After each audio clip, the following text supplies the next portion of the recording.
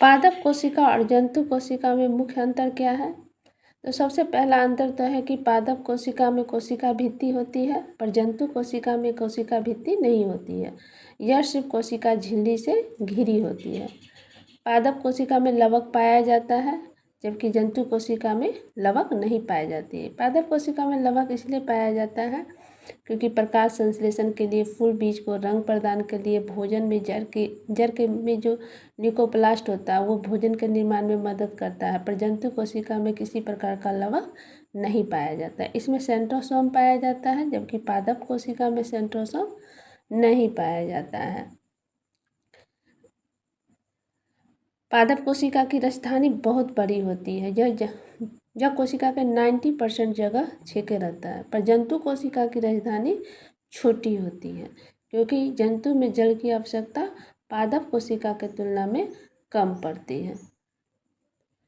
पादप कोशिका और जंतु कोशिका में प्रमुख अंतर। पादप कोशिका, जंतु कोशिका।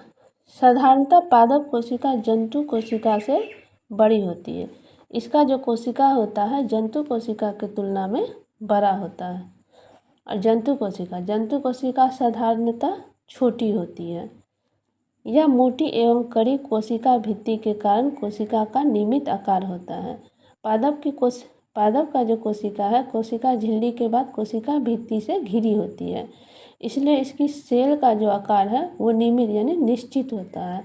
जंतु कोशिका सिर्फ कोशिका झिल्ली से घिरी होती है, इसलिए इसका कोशिका अनियमित आकार होता है, यानी आकार बदलते रहता है। कोशिका भित्ति उपस्थित, जो सेल्यूलोज नामक रासायनिक यौगिक कार्बोहाइड्रेट से बनी होती है। इसमें जो कोशिका भित्ति होती है, पादप कोशिका में जो कोशिका भित्ति होती है वह सेल्यूलोज की बनी होती है। और जंतु कोशिका में तो कोशिका भित्ति अनुपस्थित होती है, यानी कि कोशिका भित्ति नहीं होती है। इसमें कोशिका झिल्ली होती है जो प्रोटीन और लिपिड की बनी होती है। कोशिका में रस युक्त बड़ी रसधानी उपस्थित होती है।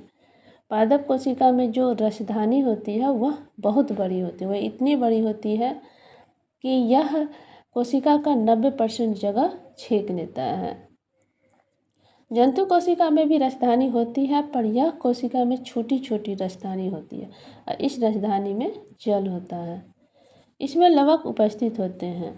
लवक 3 प्रकार के होते हैं, ल्यूकोप्लास्ट, क्रोमोप्लास्ट एवं क्लोरोप्लास्ट, जो कि पादप कोशिका में उपस्थित होती है।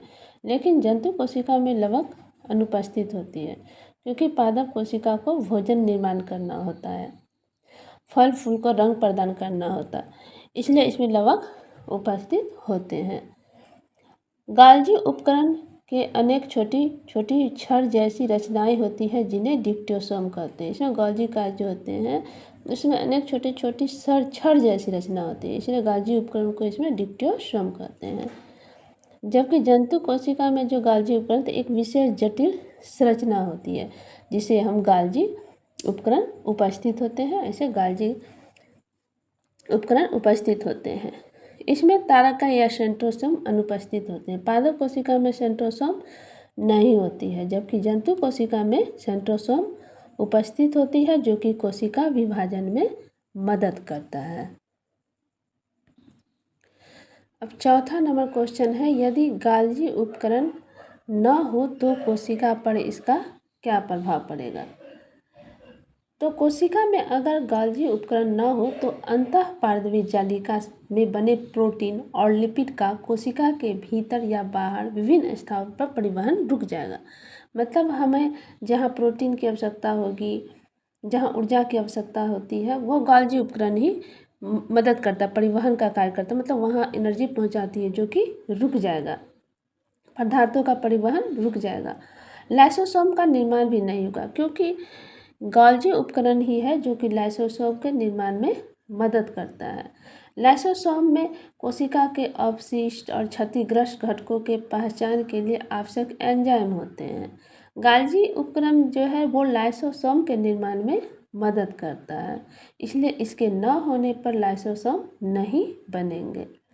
अपशिष्ट प्रबंधन बाधित होगा। मतलब लाइसोसोम की अनुपस्थिति में गाल्जी उपकरण नहीं होगे तो लाइसोसोम नहीं बनेगा, और लाइसोसोम अनुपस्थित होगा तो कोशिका में मृत यानी कि जो सेल में मृत और क्षतिग्रस्त अणु और कोशिकांग मतलब कोशिका का अंग जमा होने लगेंगे। इनका सही तरीके से निपटारा न होने से कोशिका का स्वास्थ्य प्रभावित होगा। कोशिका का स्थाविक कार्य बंद हो जाएगा, पादप कोशिका विभाजन प्रभावित होगा, अतः कोशिका की मृत्यु हो जाएगी इन सभी के कारण। तो गाल्जी उपकरण के न हो तो कोशिका पर इसका क्या प्रभाव पड़ेगा, तो कोशिका की मृत्यु भी हो सकती है।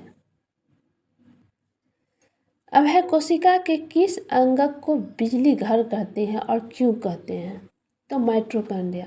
माइटोकॉन्ड्रिया को कोशिका का बिजली घर यानी कि ऊर्जा उत्पादन का केंद्र कहते हैं।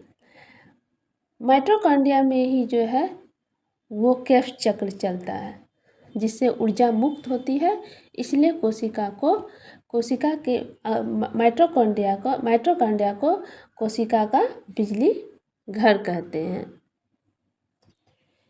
इनमें उपस्थित कोश के श्वसन के एंजाइम के चलते सेल में जो श्वसन होता है, कोशिका का श्वसन कहाँ होता है, तो माइटोकॉन्ड्रिया में, और श्वसन के लिए एंजाइम्स के चलते भोजन का संपूर्ण ऑक्सीकरण होता है।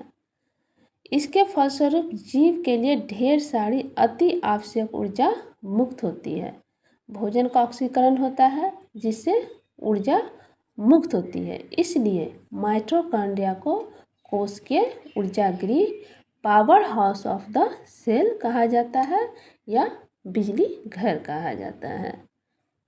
यह ऊर्जा एटीपी के रूप में जमा रहता है। कोशिका नए यौगिक के निर्माण के समय एटीपी में संचित ऊर्जा का इस्तेमाल करता है। अतः कोशिका के किस अंगक को बिजली घर कहते हैं, तो माइटोकॉन्ड्रिया को बिजली घर कहते हैं। और क्यों कहते हैं, क्योंकि यह ऊर्जा का उत्पादन करता है। माइटोकॉन्ड्रिया का ऊर्जा का फैक्ट्री भी कहते हैं, इसलिए माइटोकॉन्ड्रिया को बिजली घर कहते हैं।